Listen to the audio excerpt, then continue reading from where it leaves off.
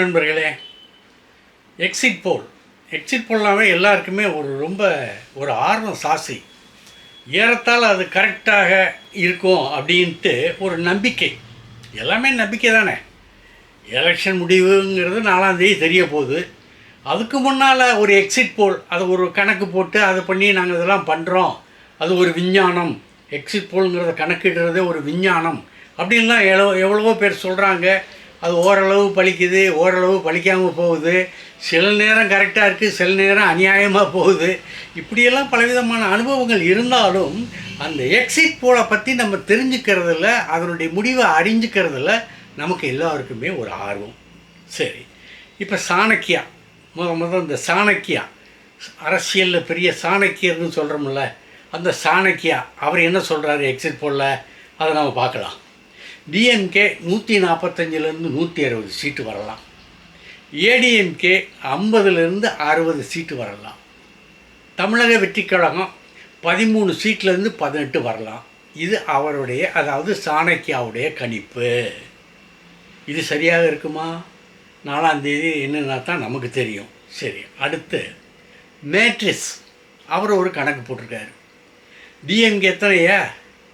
122லேருந்து 145 வரைக்கும் வரலாம் சார். ஓஹோ, அப்போ ஏடிஎம்கே சார் அது 87லேருந்து 110க்குள்ளே வரும் சார். ஓ, சரியாக இருக்குமா கணக்கு? இப்படி கணக்கு போட்டிங்கன்னா நீங்கள் டிவிகேக்கு கொஞ்சம் கூடுதலாக தானே சொல்லுவீங்க.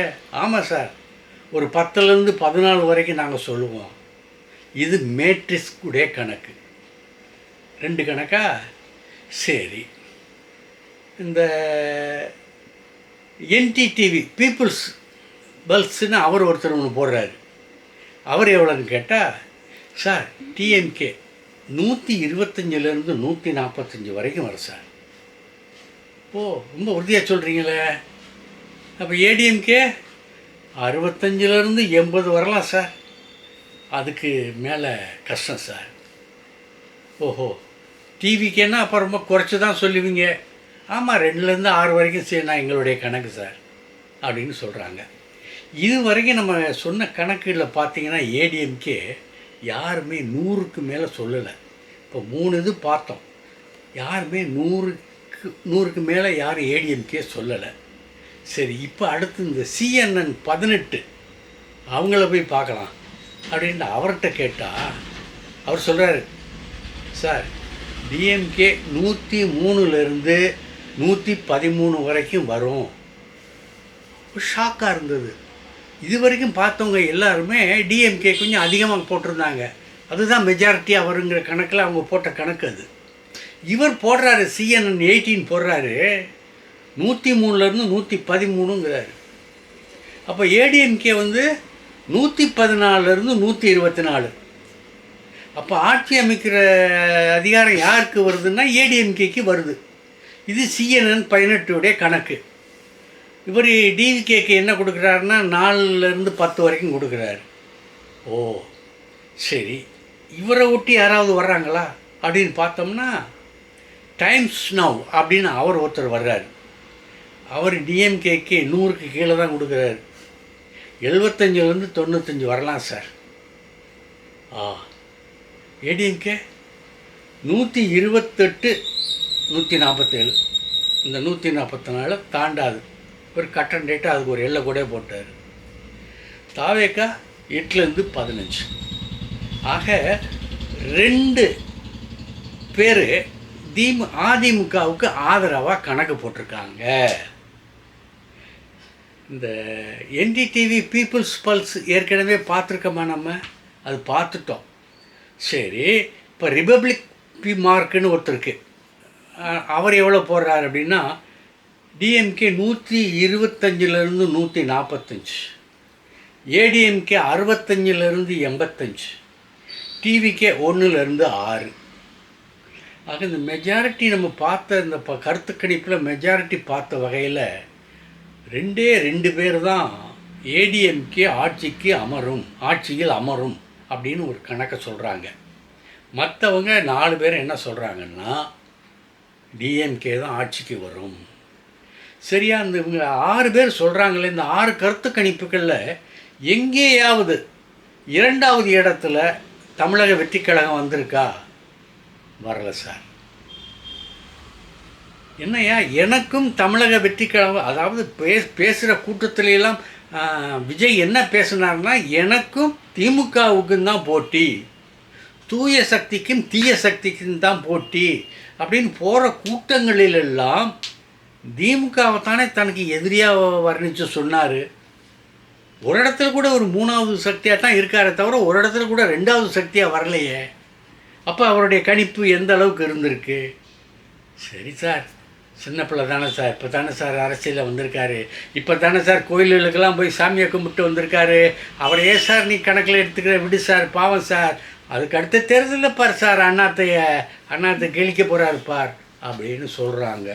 சரி, இப்போ இந்த கணக்கை வச்சு இந்த இதை வைத்து கொண்டு எதிர்க்கட்சிகளுடைய நிலைமை என்ன அப்படிங்கிறத ஒரு கணக்கு போட்டு பார்த்தா, அண்ணா திராவிட முன்னேற்ற கழகத்தில் ஒரு குழப்படி நடக்கும் அப்படின்னு ஒரு ஆறுடம் சொல்லலாம்.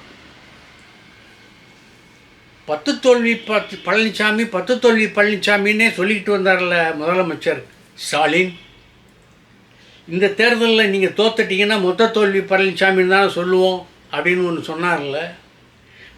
இந்த தேர்தலில் சரியாக போச்சு, படிச்சிருச்சுன்னா அண்ணா திராவிட முன்னேற்ற கழகத்தினுடைய நிலைமை என்ன? உள்கட்சி விவகாரம் வெடிக்கும். இதை நம்ம சொல்லலை, அதிமுககாரங்களே சொல்கிறாங்க. இது வரைக்கும் அவர் பதவியேற்று பொதுச் செயலாளர் பதவியேற்று எதுலேயும் ஜெயிக்கலை சார். இந்த முக்கியமான தேர்தலையும் தோக்கடிச்சாச்சு சார். கட்சியினுடைய எதிர்காலம் யார்கிட்ட இருக்குன்னு சொன்னால், நாங்கள் நினைக்கிறோம் சின்னம்மா கையில் தான் இருக்குது. சின்னம்மா தான் அண்ணா திராவிட முன்னேற்ற கழகத்தினுடைய பொறுப்பை ஏற்றுக்கணும். அவங்க பொதுச் செயலாளராக வந்தால் தான் அண்ணா திராவிட முன்னேற்ற கழகம் ஒரு புதிய எழுச்சியை தொடும், புதிய மாறுதலை பெறும் அப்படின்னு அண்ணா திராவிட முன்னேற்ற கழகத்தில் உள்ள முக்கியமானவர்கள் எல்லாம் சொல்கிறார்கள். வெளியே சொல்லலை, பகிரங்கமாக சொல்லலைனாலும் மனசுக்குள்ளே சொல்கிறாங்க, அடுத்தவங்கள்ட்ட தங்களுடைய கருத்தை பரிமாறிக்கிறாங்க. இந்த தேர்தலில் ஜெயிச்சு எடப்பாடி முதலமைச்சராக வரலைன்னா கட்சி க்ளோஸ் சார் அடித்து சொல்கிறாங்க. அம்மா தான், சின்னம்மா தான் இனிமேல் அதிமுக. அம்மாவுக்கு அடுத்து அவங்க எப்படி இருந்தாங்களோ அதே மாதிரி இனிமேல் சின்னம்மா தான். ஏன்னா இங்கே அதிமுகவில் இருந்து முக்கியமான தலைவர்கள்லாம் வெளியே போயிட்டாங்க. இவர் பழனிசாமியை கட்டிட்டு எந்த விதமான பிரயோஜனமும் இல்லை. அவரை சுற்றி வச்சுருக்கிற ஒரு ஆளுகளை வச்சுக்கிட்டு தான் அவர் கட்சி ஓடிக்கிட்டு இருக்காரே தவிர மக்கள் இவரை நம்புகிற மாதிரி இல்லை. ஆகவே இவரை நீ நம்ப முடியாது அப்படிங்கிற ஒரு முடிவுக்கு அண்ணா திராவிட முன்னேற்ற கழகத்தில் உள்ளவர்களாக வந்திருக்கிறாங்களாம். சரி, காங்கிரஸ் கட்சி என்ன? இதுவரை காங்கிரஸ் கட்சி திராவிட முன்னேற்ற கழகத்தினுடைய தோள்கள், அதாவது திராவிட கட்சிகளின் தோள்களில் தான் உட்காந்து ஜெயிச்சு வந்திருக்கு காங்கிரஸ். இந்த தேர்தலில் சில எதிர்பாராத ஒரு திருப்பங்கள்லாம் அப்படியே அரங்கேறாமல் போயிடுச்சு. உதாரணமாக, தமிழகத்துக்கு பிரச்சாரத்துக்கு வந்த காந்தி ஸ்டாலினோட சேர்ந்து பிரச்சாரம் பண்ணவே இல்லை. அவர் ஏனோ தவிர்த்துட்டார். இப்போ காங்கிரஸ் பிரமுகர் ஒருத்தர் என்ன சொல்லிட்டாருன்னா, இனியும் நாங்கள் சுதந்திரமாகத்தான் செயல்பட வேண்டும், இனியும் நாங்கள் சுதந்திரமாக செயல்படாவிட்டால் கட்சியை காப்பாற்ற முடியாது, ஆகவே நாங்கள் தமிழகத்தில் ஒரு தன்னிச்சையான முடிவு எடுத்து நாங்கள் செயல்படுவோம் அப்படின்னு சொல்லிட்டார். இதைத்தான் அனைத்து இந்த காங்கிரஸ் கட்சியும் மனசில் வச்சிட்ருக்கு. அதனால தான் ராகுல் காந்தி இங்கே திராவிட முன்னேற்ற கழக தலைவர்கள் ஒன்றும் எந்த இதுலேயும் மீட்டிங் இல்லை பேசலை அப்படின்னு அவங்க ஒரு கருத்தை சொல்கிறாங்க. இந்த கருத்து உண்மையாக இருந்தால், அதாவது அது நடைமுறைப்படுத்தப்பட்டால், இனிமேல் காங்கிரஸை பற்றி யாருமே கவலைப்பட மாட்டாங்க. காங்கிரஸ் பாடு மக்கள் பாடு அப்படின்னு விட்டுருவாங்க. தோழமை என்பது திராவிட முன்னேற்ற கழகத்துக்கும் காங்கிரஸுக்குமான அகில இந்திய அளவில் உள்ள தோழமை அப்படியே இருக்கும். ஆனால் தமிழகத்தில் வேறுபடும் என்கிற ஒரு வித்தியாசமான முடிவை எடுக்க வேண்டிய ஒரு கட்டாயத்தில் தமிழக காங்கிரஸ் இருக்குது, திமுகவும் இருக்குது. இந்தியா கூட்டணியினுடைய பலமே திமுக தான். திமுகவை விட்டு காங்கிரஸ் வெளியேறாது. அதே நேரத்தில் காங்கிரஸில் உள்ள தமிழக காங்கிரஸில் தனிப்பட்ட ஒரு நடவடிக்கை போக்குவரத்துலாம் எடுக்க வேண்டிய ஒரு சூழ்நிலை இருக்குது. இதை பின்பற்றுறதா ஒரு 2 கட்டம் ஒரு சூழ்நிலை காங்கிரஸுடைய தலைமைக்கு வருது. அதை எப்படி ராகுல் காந்தி அண்டு சோனியா காந்தி எடுத்துக்கிற போகிறாங்கன்னு தெரியல.